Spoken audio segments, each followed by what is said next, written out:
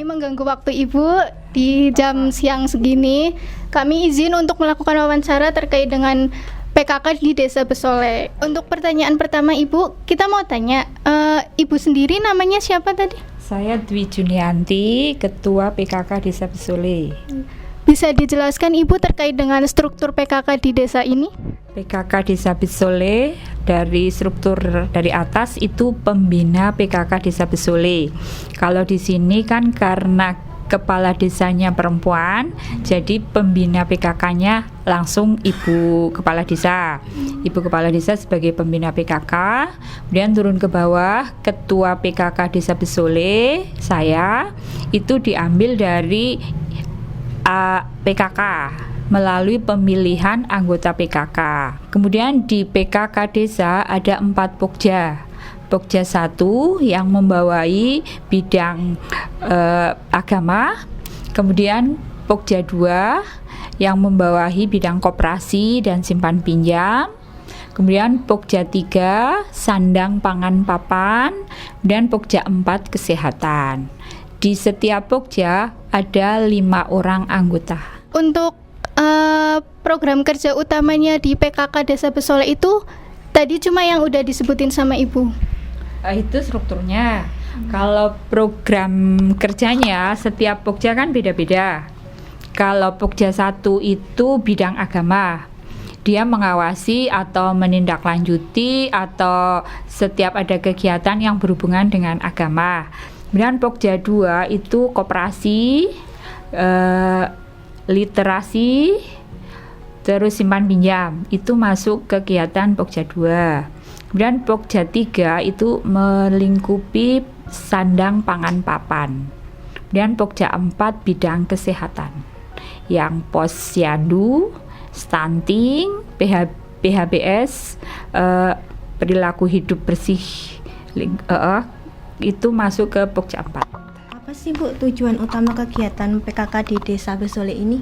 Untuk memberi kegiatan yang positif kepada ibu-ibu, kepada ibu-ibu desa, kegiatan seperti yang di Pogjanya masing-masing, dan untuk memasyarakatkan semua kegiatan yang bertujuan untuk memberi dampak positif kepada lingkungan di sekitarnya, seperti menjaga kesehatan, penimbangan, kemudian ada kegiatan pos lansia, posyandu, pos pembinaan terpadu, dan juga pelatihan-pelatihan di desa. Di Desa Besole ini apakah ada salah satu program unggulan dari PKK yang menurut Ibu itu cukup potensial? Bisa diceritakan kalau ada, Bu? Kalau dari Pokja 4 itu karena aktif ya, setiap bulan itu harus memantau kegiatan stunting, supaya tidak ada stunting di desa. Itu pos pelayanan terpadu untuk usia anak 0 sampai 5 tahun. Itu unggulan kami, supaya tidak ada stunting dan untuk menjaga kesehatan lingkungan dengan perilaku hidup bersih dan sehat, itu di Pokja 4. Untuk program itu tadi apakah ada tantangan dalam menjalankannya, Bu? Tantangannya SDM. Iya, sumber daya manusianya. Biasanya sibuk ibu-ibunya yang PKK, kemudian waktunya kan sulit membagi. Ya harus bisa membagi, tapi ya masih berusaha menyisihkan waktunya untuk kegiatan PKK karena sudah sudah berniat Kalau sudah masuk kan ya sudah harus konsekuensinya ya siap. Kira-kira ada lagi nggak Bu selain posyandu itu yang memiliki potensi tinggi gitu loh di PKK desa ini? Kegiatan keagamaan. Nggak setiap bulan kan, setiap musola ada pengajian, juga ada latihan rebana, anak-anak, remaja, juga orang tua, ada kelompoknya masing-masing. Dan ada ziarah-ziarah itu di RW 2. Sudah jadi kegiatan rutin. Ada nggak sih Bu program atau kegiatan yang mungkin sudah direncanakan tapi sampai dengan detik ini tuh belum dilaksanakan gitu loh? Kalau rencana kegiatan itu kan dari desa, karena RAB anggarannya itu dari desa. Kalau PKK itu dikasih anggaran berapa itu untuk kegiatan tiap bulannya. Kan ada kegiatan tiap bulan itu PKK mengadakan kegiatan arisan. Nah, di situ ada simpan pinjam atau apa atau masalah-masalah apa. Itu untuk kegiatan itu. Untuk rencana-rencana ke depan itu dari desa. Pelatihan itu biasanya dari desa itu dianggarkan 2 kali. Kalau tahun kemarin itu ada pelatihan masak sama pelatihan jahit. Masaknya itu membuat kue kering. Sama ini apa itu yang batik dari daun ekoprint. Itu pernah. Kalau untuk batik Ekoprint tadi, itu setahun sekali itu kerjasama sama dinas nggih. Biasanya dinas itu masuk ke desa. Dinas itu masuk ke desa mau mengadakan ini, desa sanggup enggak? Kebetulan kemarin desa Besole sanggup dan mengadakan pelatihan. Biasanya juga dari kabupaten. berarti cuma pelatihan gitu ya Bu? Belum Pelatihan, buat apa dijual gitu? Belum. Kalau dari PKK sendiri, apakah ada produk olahan yang dibuat oleh ibu yang bisa mendongkrak perekonomian warga, Bu? UMKM ya. Iya. Itu di sini ada, itu di Budarto membuat emping melinjo. Tapi kalau emping melinjo itu sudah besar, itu sudah dikirim ke kayak ke toko jodoh, ke toko laris, itu sudah masuk. Kemudian kue satu ABC. Dan sitrun ada, kemudian bingle dan rengginang, tapi perumahan belum besar.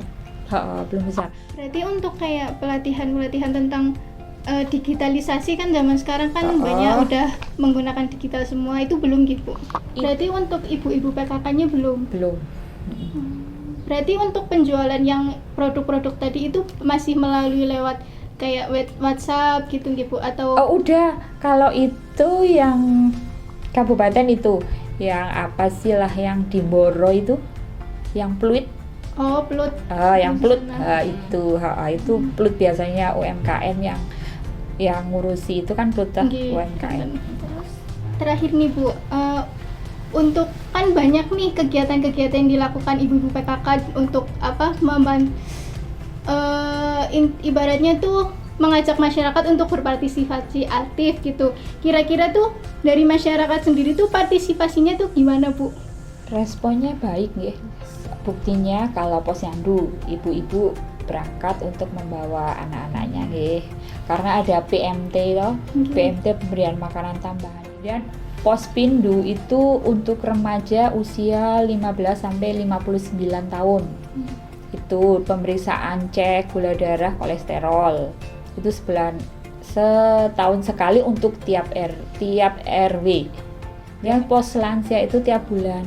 Itu untuk usia 60 ke atas.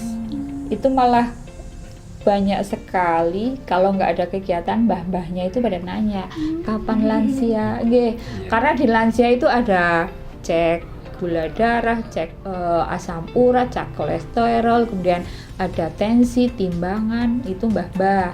Juga ditambah ada kegiatan pengajian, senam ada 3 bulan sekali senam, nanti gantian pengajian, dan ada cek-cek lengkap rutin.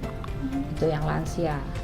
Berarti sejauh ini untuk potensi yang tinggi itu di Posyandu sama Pospindu Ibu di desa Di ini? lansia. Lansianya. Posyandu karena itu mencegah stunting harus digerakkan dan harus dijalankan tiap bulan, selalu ada kalau posyandu. Sama lansia yang potensi. Mbah-mbah itu udah banyak kegiatan lah, banyak yang di rumah, keluhannya minta obat sakit ini itu perlu perhatian lebih itu kalau sudah lansia. Oke, terima kasih Ibu untuk waktunya sudah bersedia menjadi narasumber kita dari Soft Skill 2026. Kami dari level 3 kelompok 15. Mohon maaf apabila kami banyak kesalahan dalam berucap dan perbuatan. Sekian dari kami. Wassalamualaikum warahmatullahi wabarakatuh. Soft Skill 2026. See it, live it, atomic.